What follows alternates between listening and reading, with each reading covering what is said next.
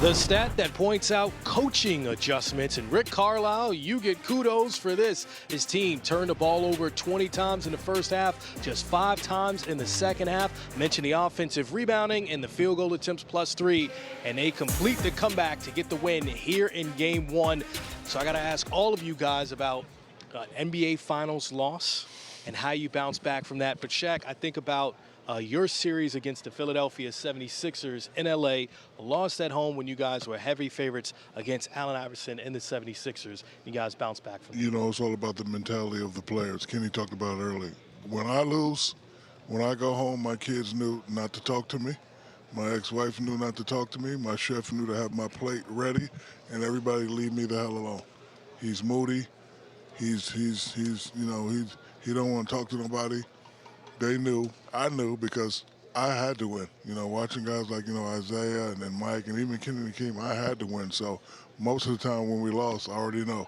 Shaq was 4 for 19 from the free throw line. It was my fault. So that really, ate me up. So it was a must that I came back Game 2 with vengeance and play well. But I don't really know the mentality of the players. I see them walking around now, smiling and taking a picture of people. So we shall see. And a birdie told me in my ear, do not be surprised if Indiana gets Game 2. And this is the birdie. And I believe it. Here's the birdie right here. You know, snitches get stitches. I ain't want to say his name.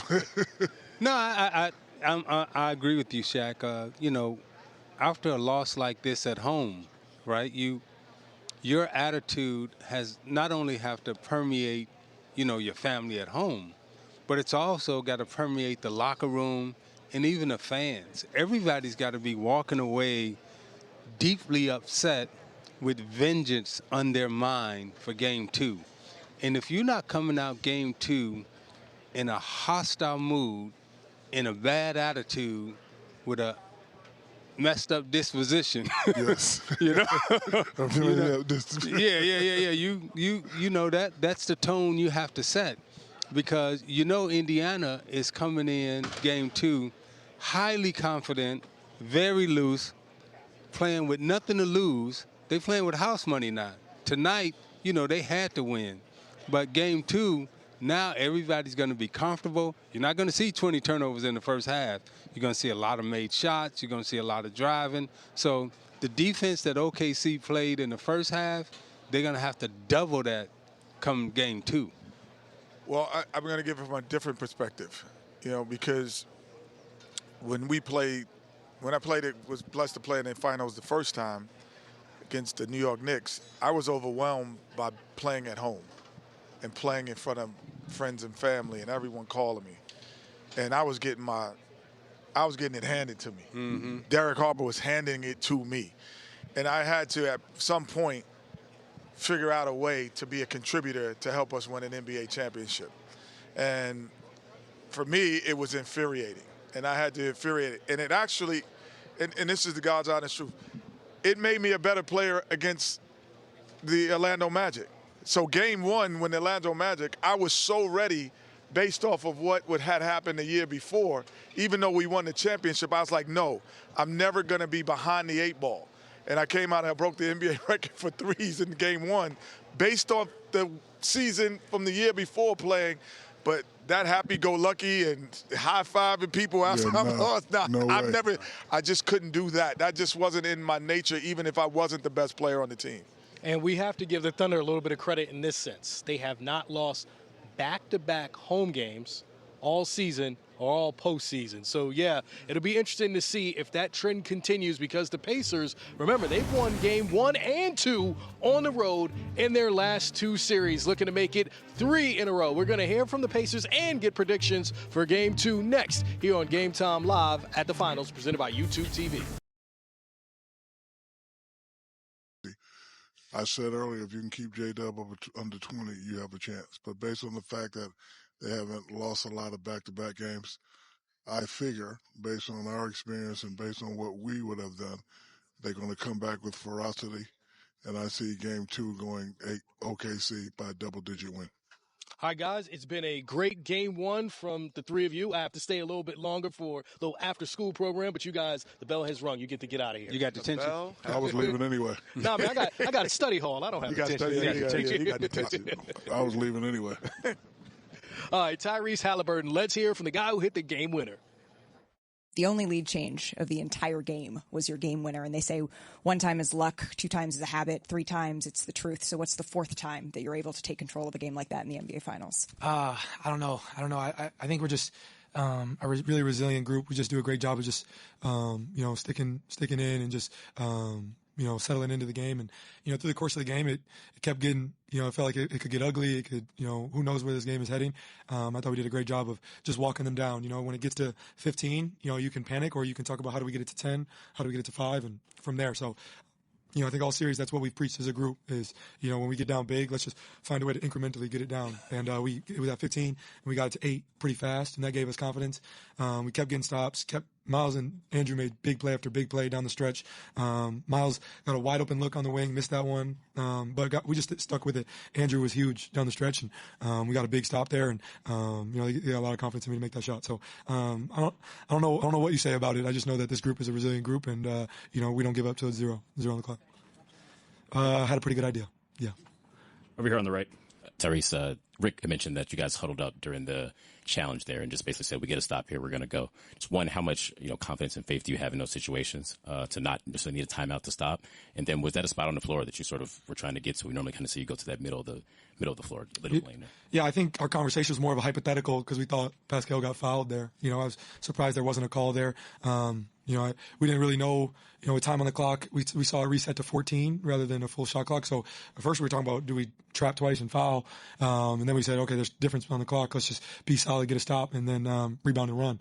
And, Obi came up with it. I don't even know who came up with the rebound. I just know the ball ended up in Obi's hands, and then he passed it to me. So I thought we just did a great job of sticking with it and just, staying solid. And in that situation, we had a couple dumb fouls. I had a couple dumb fouls there late in the fourth end of the free throw line. But we just, showed our chest. We're solid. Had to get a big rebound there. That's a big rebound, especially with the guys on the court they have with Dort and Caruso crashing the glass. And, we got the rebound and just made a play on the offensive side. So, I'm obviously confident in my ability and feel like if I can get to, that spot, I feel very comfortable in there.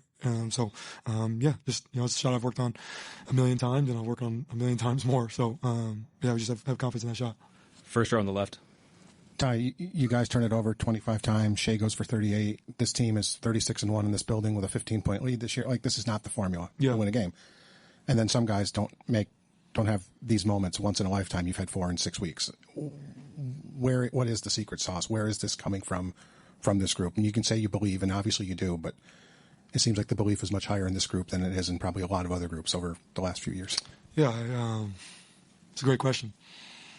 The secret sauce today was these, but no, I'm just playing. But I think as a group, like I've said many times, after you have a run like last year, and then you get swept in the Eastern Conference Finals, and all the conversation is about is how you don't belong there, and how you lucked out to get there, and that it was a fluke.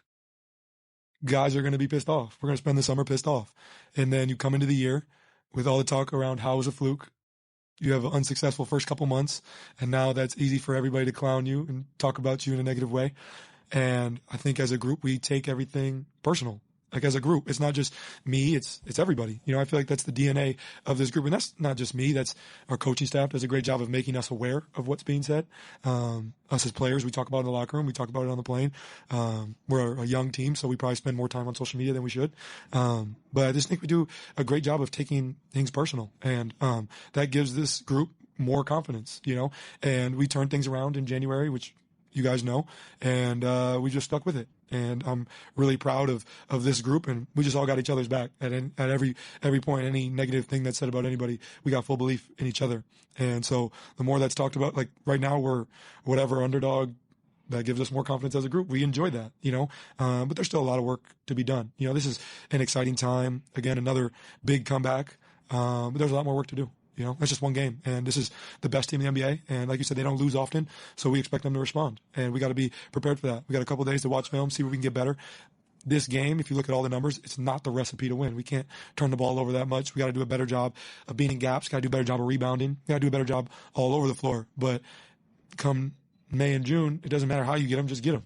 So we'll take it. We'll enjoy this one tonight. But understand we got another game coming up in this tough building, and we got to be prepared for that. So, like I said, we're just a confident group. We got each other's back, and we don't give up till the clock hits 0. I really don't have the full answer. I can't tell you everything that. Yeah. So I said a lot of words, but I don't know if I said anything. But yeah, we stick with it. All right, Vincent, first row on the left. Right here, Tyrese. At what point tonight did you guys collectively believe that you could win this game? Was it when you were throwing the ball all over the place, but you weren't getting blown out? Was it early in the fourth quarter when you guys start to make a little bit of a run?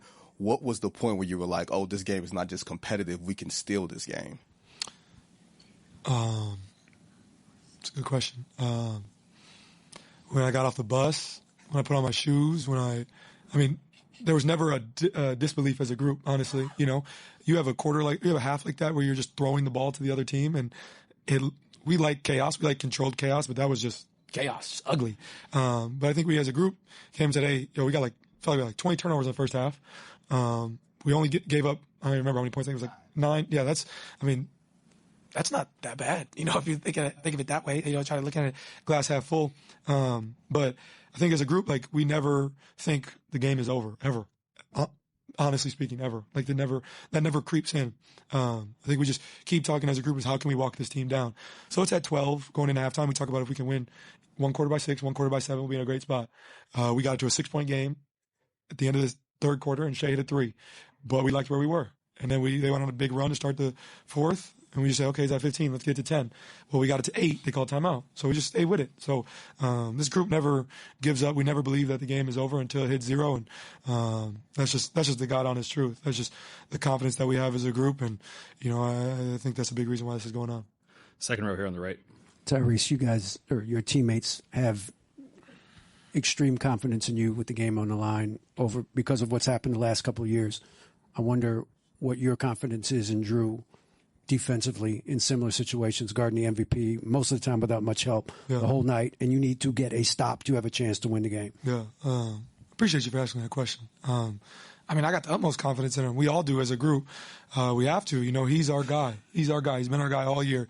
If there wasn't the 65-game rule, he's an all-defensive guy. Plain and simple. So we got the most trust in him. We'll keep Shea is the hardest guard in the NBA. He's the hardest guy to cover one-on-one in the NBA. So, there's no one look we can give him, that is going to be, that's going to work every time. But, we trust Drew in those situations. We're showing help as much as we can. But, he's doing a lot of the dirty work. He's done a lot of the dirty work for years now. And that's his calling card in this league. And he's an elite defender. So, Shea's not an easy cover by any means. But Drew is just doing an unbelievable job of, you got to understand, Shea makes a lot of tough shots, a lot of tough shots. And you can't overreact to them. You just can't, because there's no way to live that way. I think if he's going to make those, you got to just get the ball out and go right back at him. So that's the way we look at it. And I thought Drew did a great job tonight. Aaron did a good job when Shep had to guard him. There's many situations where different guys are having to cover him. We're just trying to make it as tough as we can. The guy still finished with, what did you guys say, 38? Yeah.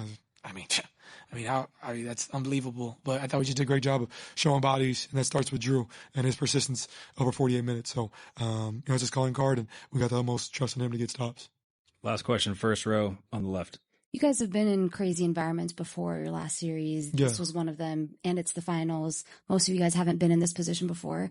Did the moment lead to any jitters? Do you think that could have been part of the turnover situation? Yeah, for sure. I'd be lying if I said it wasn't. I felt like I was a little jittery in the first quarter, getting off the ball quick, flying off ball screens with no real setup.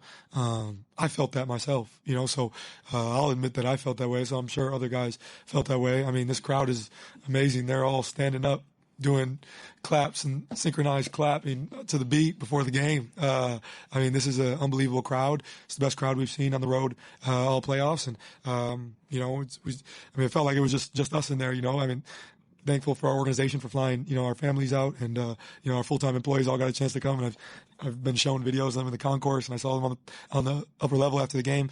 But out there, it's so loud in there. It really just feels like it's us in there, and we just do a great job of leaning on each other, understanding that this crowd and this environment is amazing. They love basketball here, similar to how it is in Indiana. And now that we've got a game under our belt, and I thought we did a great job of responding in the second half. We didn't turn the ball over as much in the second half. That's more of a recipe for success for us in the next game. So that's going to be a big point of emphasis. When we watch films, how can we take care of the ball more, get more shots on the rim? That puts us in a better position to win. I mean, you have 25 turnovers, usually don't win those games. The odds probably are really low. So we just got to stick with it, stay confident as a group, and we'll look forward to game 2. Thank you, Tyrese. Appreciate it. Or it gotta be the shoes. Tyrese Haliburton, you heard him at the podium, and he debuted his new signature shoe from Puma, and then hit the game winner. Alex Caruso, Chet Holmgren gonna check in. You're watching Game Time Live at the finals.